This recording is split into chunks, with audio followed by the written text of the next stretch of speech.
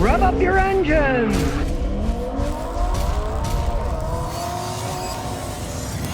Okay, here we go. Today, we're going to show this 2015 Rav4 all-wheel drive. And I'm going to tell you about all-wheel drive, four-wheel drive systems. A lot of people don't understand what they're getting into. In this case, this 2015 Rav4 is called all-wheel drive. The computer system will set up how much power goes to the front wheels versus how much power goes to the rear wheels.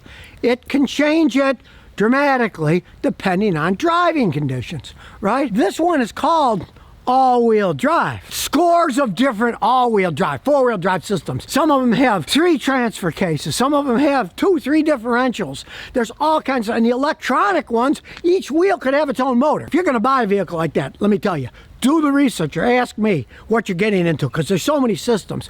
It will make your head spin. But basically, what used to be true for everything is all-wheel drive are ones that you drive it, all the wheels are driving, they're either computer controlled. The early Audis were computer and hydraulically controlled, very complex stuff. Where the four-wheel drive systems are systems that you can have it in two-wheel drive, like take a classic Ford pickup. You'd have it just the rear wheels driving it. But then when you put it into four-wheel drive, then all four wheels. This vehicle here is all-wheel drive that the computer decides how much power to give to each wheel, and it's got traction control and everything. But as we go inside, you'll see. We'll put it in drive. See this little magic button here? There it is. We'll push that. And now look. Now the little light comes on. Okay?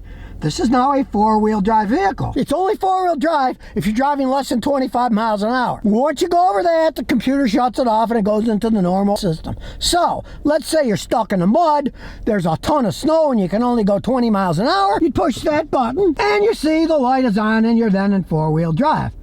And then when you get going faster, turns it off. And I know a lot of people own these things and they have no idea about the system. So those of you who own them, now you know what that little button does. Stop the vehicle, push the button. You now have four-wheel drive up to 20, 25 miles an hour, so you can drive where there's a lot of snow or ice, or let's say you're going camping or hiking or fishing and you're on a dirt road full of mud and you're only going 15, 20 miles an hour tops. You'd push that button, and then when you're done, you turn it off. If it ever breaks down, you're going to be forking out money like no tomorrow. But on the other hand, I've never seen one of them break yet.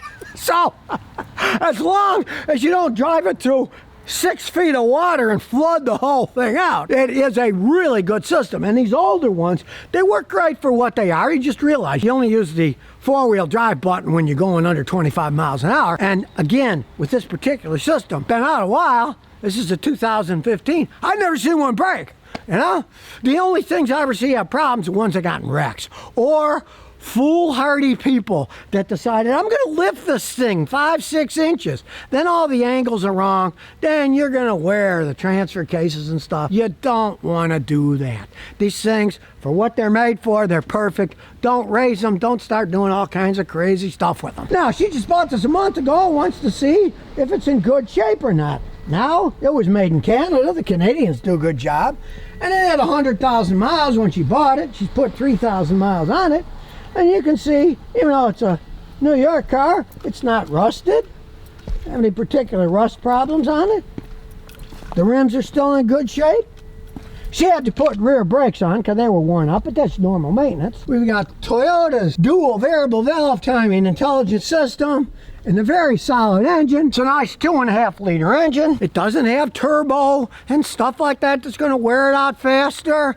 And they get decent gas mileage. Now, if you want really good gas mileage, you got to go newer than this. And I rented one where we went to Death Valley. I got 40-something miles a gallon driving that thing around. I was surprised. And it was just like this. Plain 4-cylinder, non-turbo. It was only 2-wheel drive. It wasn't all-wheel drive. I rented a cheap one. I'm cheap. I mean, what do you need 4-wheel drive for? In Death Valley, you know, everything, you can drive anywhere there.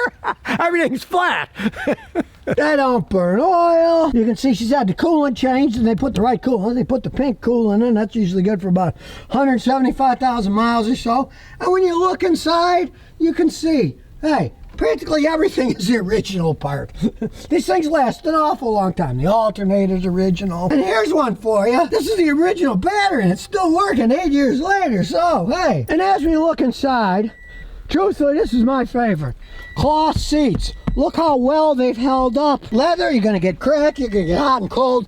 These are more comfy. She's got her bike fit in here because they got a lot of room when you put those seats back. And sure, the trunk itself is relatively small, but I mean, when you put these seats down, it becomes a large trunk, so you can use it for whatever you want. Here we go, it's detected the vehicle. We'll do a standalone diagnosis. You can see it's read the VIN extremely quickly. Knows what it is, RAV4 North America, and it's got a dumb key. 2 ARFE 4-cylinder engine without smart key, and I like that it doesn't have a smart key. I also like that it has a real parking brake, not that electronic crap that the new ones have. While it's doing a scan, nice sunroof, nice black and silver interior, still in excellent shape.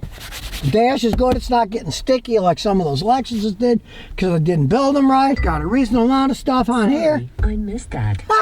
Yeah, well, you should listen closer, machine.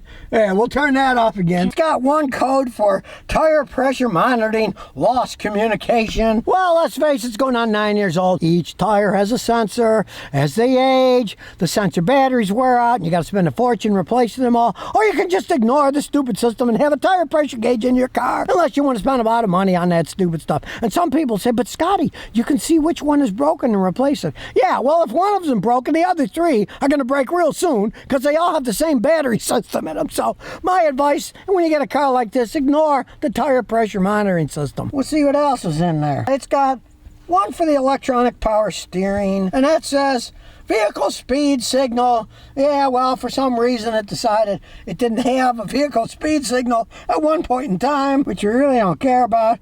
There's only 2 other codes, I think, on it that we even care about. That's the ECM. The engine and ECT, electronic controlled transmission. It's got some codes, let's see what they are. And they have gone away now, you can see, watch. Because they were for the stupid system for the tire pressure monitoring system. There's a complex interplay between all these stupid little systems, the modules. It would make your head spin. And this is why, just because you got codes, don't think there's anything serious wrong. This didn't have check engine light or anything on. This machine reads anything that possibly goes wrong with a vehicle. And those are more or less meaningless codes anyways. Sure, the stupid tire pressure monitoring system isn't working correctly, but tire pressure gauge will fix that. So, and we'll see what shape it's in by looking at raw data. Black is good, red is bad. All this stuff's pretty normal so far. Now the target air fuel ratio, 0.999. Okay, 1.000 is perfect. So this thing's off 1/1000th. So I guess you can't complain being off 1/1000th when you got 100,000 miles. No codes for emissions. Transmission data is good. It's got the kilometers instead of miles, but that's the mileage. That comes out to a little over 100,000 miles. So nobody cheated on the speedometer. That hasn't been set back. That's the real one. Even shows the injector volume, and that's good. The throttle position system, which is, of course, all electronic on these. You're driving them basically with your foot on a computer mouse. Variable valve timing, that's all good. And typical misfire count, they're all zeros.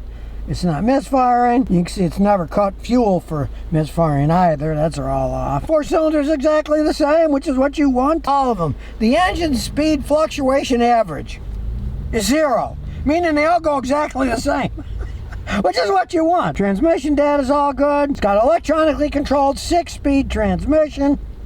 I'm sure it shifts good. We'll take it for road test and find out. Well, we'll put it in gear. Now it's got a tiny little backup camera. It works. I mean, I'd want something a little bit fancier than that, but you can see where you're going. And at least it's not like the new Toyota where the screen goes way up here and blocks everything. I like this better. At least it's fit in the car. It doesn't look like an afterthought. This thing is smooth as can be. Yeah, look, it's got 100,000 miles on it. Doesn't shake at all. And being a RAV4, it's high enough in the air, I don't have to worry about this giant bump. Now, I'll show you what I'm talking about. Now you can see it's in 4-wheel drive, okay? And now all the wheels are being driven in the four-wheel drive mode. You're in mud, stuff like that. That's what you want. You don't want one wheel spinning like mad and the other not moving. That's what it's for. Now we'll see if the system's set up right. We'll go a little faster. Notice it turned itself off automatically. It's set up that way. So if you're stupid, the car's smarter than you and it turns it off. So we'll take it out to the little road here. Monday morning, there shouldn't be too many people here. Now it's clear. Give it some gas and smooth shifting. You barely feel it shift and plenty of acceleration. Sure, it's not a race car, you know, but when you step on the gas,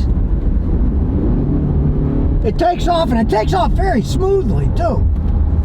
It's got plenty enough horsepower in that 2.5 liter engine. And it's also fun to drive. They handle good, and they're nice and up in the air. They're not too high, and they're not too low. She was worried, she was thinking about Subarus a little bit higher, but to me, this thing's plenty high enough. They've gone a long way. Now you can understand why they sell RAV4s more than anything else. The CRVs, they sell a lot of CRVs for Honda, but they sell a lot more RAV4s. So there you have it. Now, the lady who bought this, it took her 1.5 years to find this thing. She was looking for a good price. The new one was out of her price range.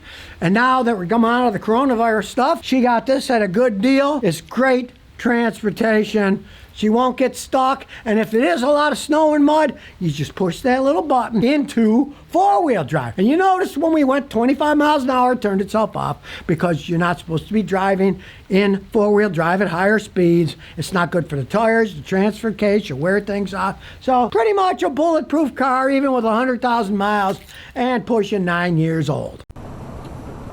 So if you never want to miss another one of my new car repair videos, remember to ring that bell.